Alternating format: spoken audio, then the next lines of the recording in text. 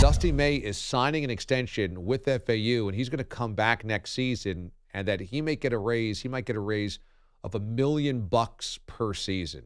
So that's pretty heady stuff at $1 million per year for a head coach at Florida Atlantic. Now, FAU is moving up. They're leaving Conference USA for the American. And the American, remember, used to have UConn, but that's the conference with Memphis and Houston. The American has good programs, good basketball programs.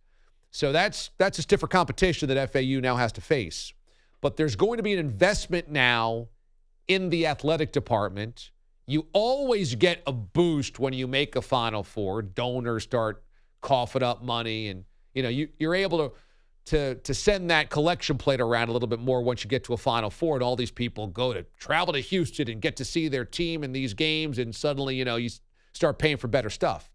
But FAU's been trying to build up their athletic program for a couple of years before this. This is now kind of the result of investing in their athletic department. And I wonder if FAU has the ability to become a Gonzaga-type program on the East Coast. Now, I'm certainly not going to sit here and tell you, they're going to go to national championship games and Final Fours and pump out NBA lottery picks like Gonzaga now does. But once upon a time, it was insane to think that Gonzaga would ever become a college basketball powerhouse. They were a funny school with a funny name in the middle of nowhere.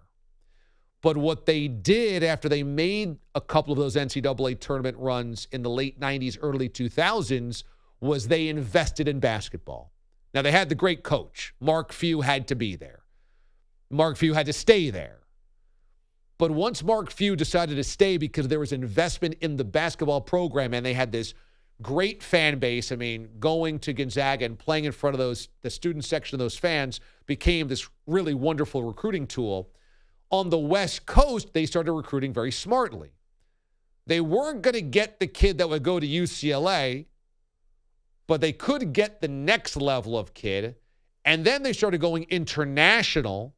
And once they went across sea, they started getting the kids in a pipeline from Europe, international countries and pipelines. And once you got a feeder system of kids that other high school coaches or AAU people or international managers saw, hey, they can coach them up, they can develop them, they can put them in the NBA.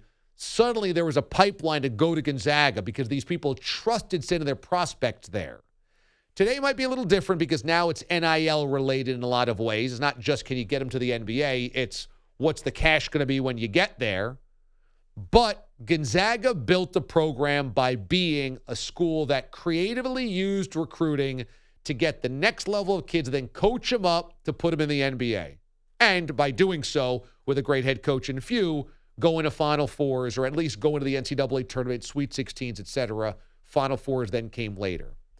There is space on the East Coast for a school like this that does not play in a major conference. You can't consider the basketball schools of the Big East a minor conference. They play their conference tournament at Madison Square Garden. They have a major national television deal with Fox Sports. Those might be basketball schools only and not football, but they're major conference basketball with deep pockets.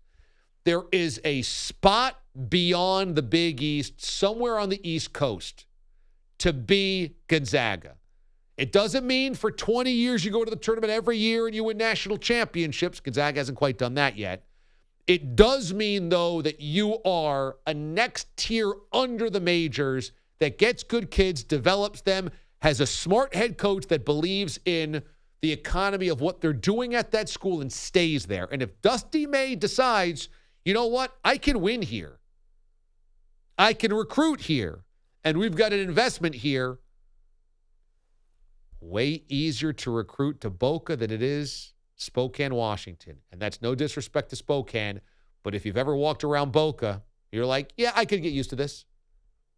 Yeah, this seems like a nice place to spend a vacation, a long weekend, go to spring training, be at the beach, or go to school. Yeah, I could do that. I could do that. FGCU had its run as Dunk City, and FGCU did build off of that run. But FGCU is still a much smaller operation than Florida Atlantic. The concern to me would be at FAU. There's a lot of high school talent in Florida. Not just football. There's good high school basketball talent in Florida because there's just great athletics in Florida. You have a lot of high schools that develop a lot of players. They've got good athletic programs and good coaches. People like to retire to Florida, and then they decide, you know what, I could coach here. And so there's good talent, there's good brains, there's communities that invest in athletics and football stadiums, et cetera. My concern at FAU would be that they do have to split the pie with football. And Gonzaga, you don't have to worry about that. FAU does have a football program. Lane Kiffin was there. They do play in bowl games or have played in bowl games. And so that's a little harder of a build when you're on the basketball side because you can't just be a school about basketball.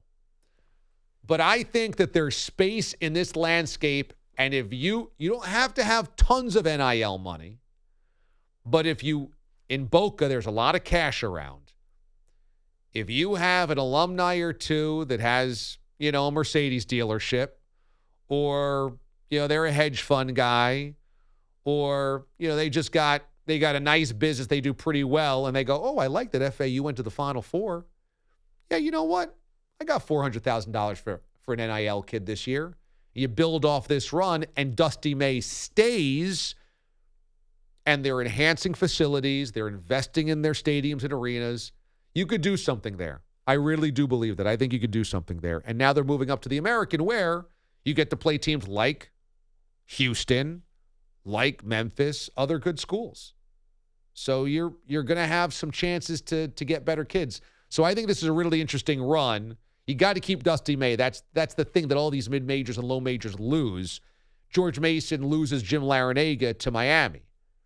VCU eventually loses Shaka Smart.